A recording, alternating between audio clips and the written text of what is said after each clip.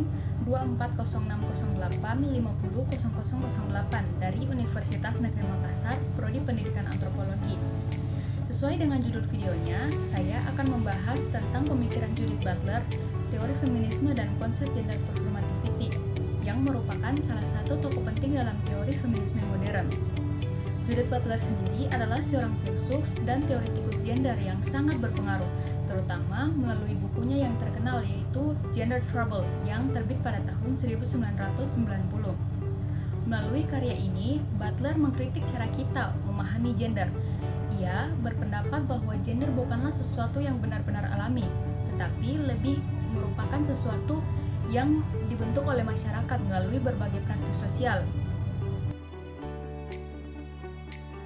Di video ini, saya akan membahas beberapa hal utama tentang pemikiran Butler, yaitu yang pertama adalah latar belakang pemikiran Judith Butler.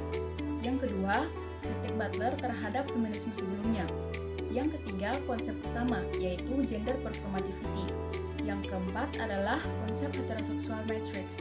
Yang kelima, hubungan teori Butler dengan postmodernisme. Lalu yang keenam adalah relevansi teorinya dalam kehidupan sekarang.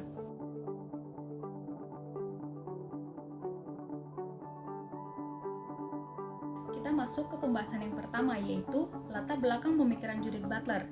Judith Butler adalah seorang filsuf asal Amerika yang banyak menulis tentang gender, feminisme, dan teori queer. Pemikirannya banyak dipengaruhi oleh beberapa tokoh penting seperti Michel Foucault dan Jacques Derrida.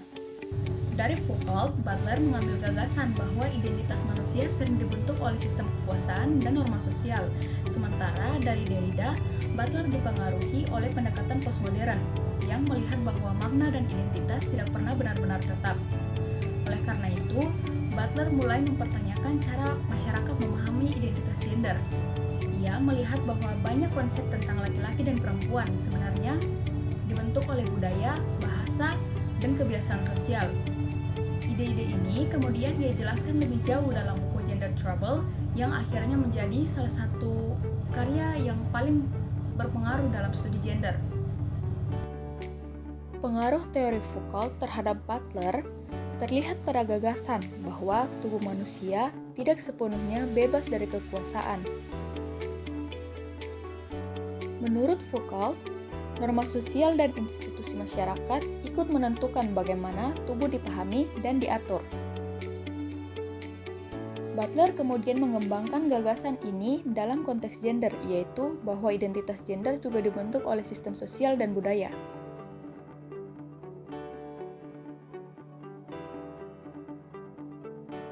Kita masuk ke pembahasan yang kedua, yaitu kritik Butler terhadap feminisme tradisional.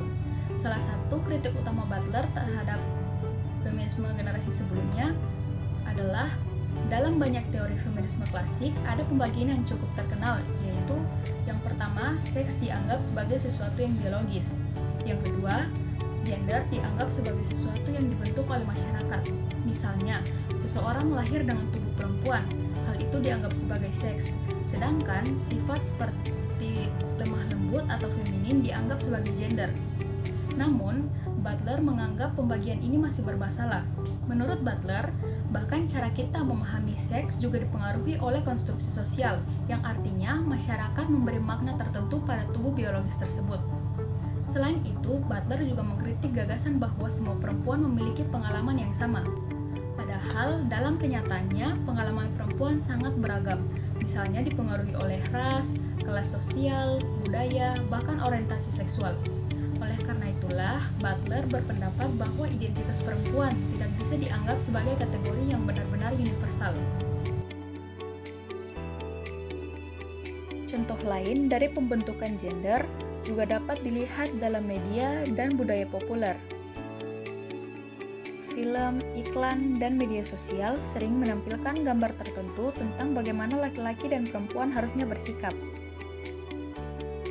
Representasi ini secara tidak langsung mempengaruhi cara masyarakat memahami dan mengekspresikan identitas gender.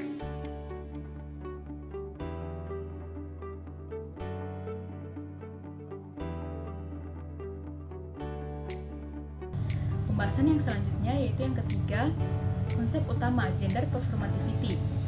Konsep paling terkenal dari Judith Butler adalah adalah gender performativity atau performativitas gender.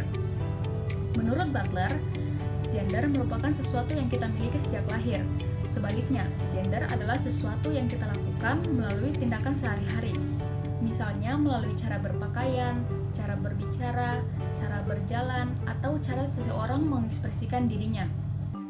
Sex is generally a category that is assigned to infants that has importance within medical and legal worlds. Gender is a mix of cultural norms, historical formations, family influence, psychic realities, desires and wishes. Ketika tindakan-tindakan ini dilakukan berulang-ulang, lama-lama masyarakat menganggapnya sebagai sesuatu yang alami.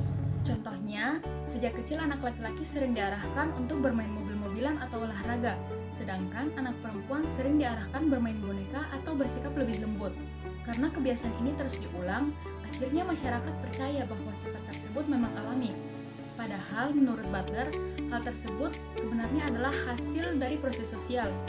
Jadi, Butler mengatakan bahwa gender bukan sesuatu yang kita miliki, tapi sesuatu yang kita lakukan secara terus-menerus.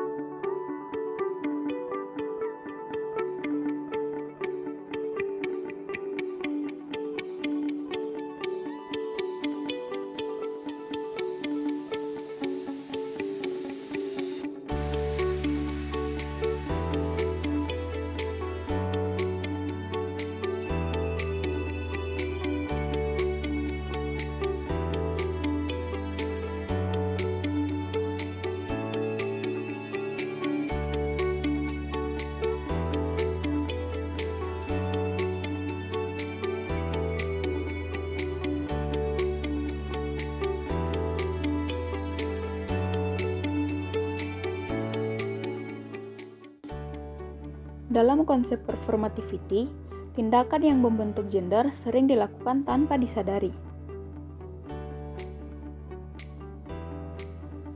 Individu biasanya mengikuti norma yang sudah ada di masyarakat, karena norma tersebut dianggap sebagai sesuatu yang wajar. Akibatnya, praktik sosial tersebut terus direproduksi dari generasi ke generasi, sehingga terlihat seperti sesuatu yang alami.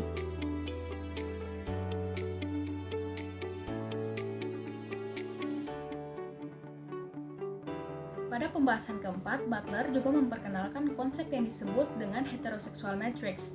Ini adalah sistem sosial yang menghubungkan tiga hal. Yang pertama adalah jenis kelamin biologis, yang kedua identitas gender, dan yang ketiga orientasi seksual. Dalam sistem ini, masyarakat biasanya menganggap bahwa laki-laki itu harus maskulin, sedangkan perempuan harus feminin. Dan hubungan yang dianggap normal adalah hubungan heteroseksual. Nah, menurut Butler, sistem ini membuat masyarakat percaya bahwa hubungan antara tubuh, gender, dan seksualitas adalah sesuatu yang alami. Padahal, sebenarnya sistem tersebut dibentuk oleh norma sosial yang terus dipertahankan dalam budaya.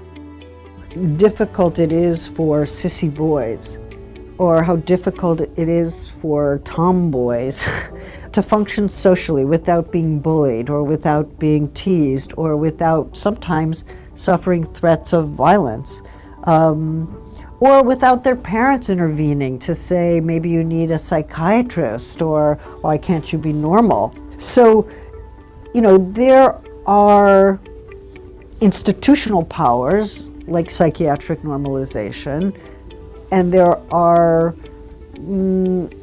informal kinds of practices like bullying, which try to keep us in our gendered place. Konsep heterosexual matrix menunjukkan bagaimana masyarakat sering menganggap hubungan antara tubuh biologis, identitas gender, dan orientasi seksual sebagai sesuatu yang otomatis.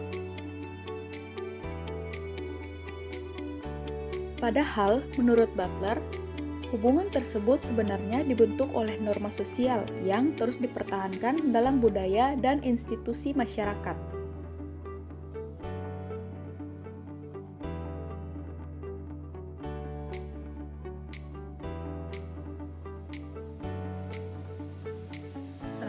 adalah pembahasan yang kelima, yaitu hubungannya dengan postmodernisme. Pemikiran Butler sering dikaitkan dengan pendekatan postmodernisme. Postmodernisme pada dasarnya menolak gagasan bahwa identitas manusia bersifat tetap dan universal. Sebaliknya, identitas dianggap sebagai sesuatu yang selalu berubah dan dibentuk oleh bahasa, budaya, dan kekuasaan. Dalam konteks ini, Butler melihat gender sebagai sesuatu yang tidak tetap, karena gender terbentuk melalui tindakan sosial yang terus diulang. Maka, norma gender juga sebenarnya bisa berubah atau ditantang. Contohnya adalah berbagai bentuk ekspresi gender yang tidak selalu sesuai dengan norma tradisional yang ada. Pendekatan postmodern ini membuat Butler melihat identitas sebagai sesuatu yang tidak stabil.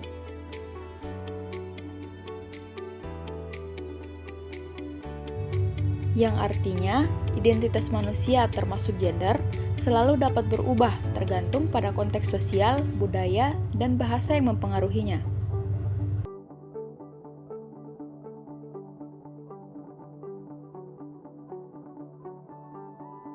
Kita masuk ke pembahasan yang terakhir, yaitu relevansi teori Butler. Teori Butler sendiri sangat berpengaruh dalam berbagai bidang seperti gender studies, feminisme, queer theory, bahkan kajian budaya.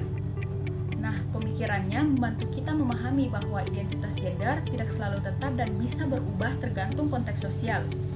Teori Butler juga membuka ruang diskusi tentang keberagaman identitas gender dalam masyarakat modern. Oleh karena itu, pemikiran Butler masih sangat relevan sampai sekarang, terutama dalam memahami perubahan sosial yang berkaitan dengan gender dan identitas. Karena itu, teori Butler sering digunakan dalam kajian akademik untuk memahami bagaimana norma gender terbentuk dan bagaimana norma tersebut dapat dipertanyakan.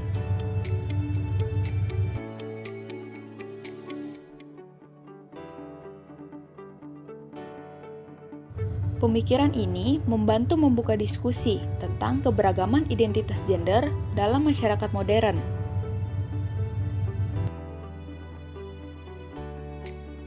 Sebagai penutup, Judith Butler memberikan kontribusi besar dalam teori feminisme dan studi gender. Beberapa poin penting dari pemikirannya adalah, yang pertama, gender bukan identitas yang benar-benar alami. Yang kedua, gender terbentuk melalui tindakan sosial yang berulang. Yang ketiga, norma gender dipengaruhi oleh sistem sosial seperti heterosexual matrix. Yang keempat, melalui konsep gender performativity, Butler menunjukkan bahwa identitas gender bersifat dinamis dan dapat berubah.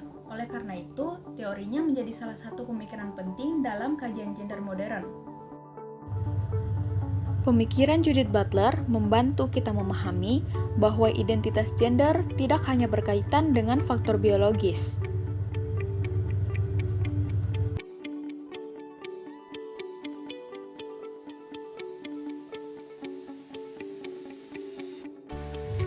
Dengan memahami teori ini, kita dapat melihat bahwa konsep gender selalu berkembang seiring dengan perubahan sosial.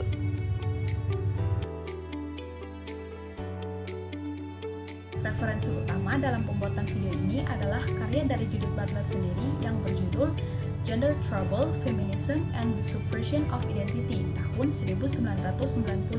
Selain itu, saya juga merujuk pada buku Butler, Bodies That Matter, tahun 1993, serta beberapa artikel akademik seperti Kakoliris tahun 2025 dan Lihe tahun 2017 yang membahas konsep gender performativity.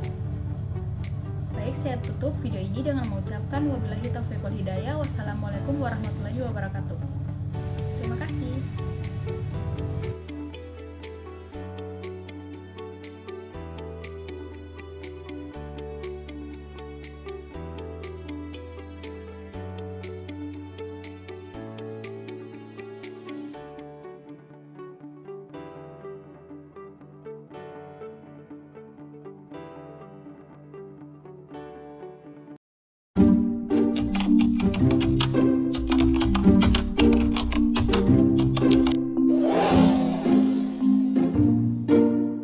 You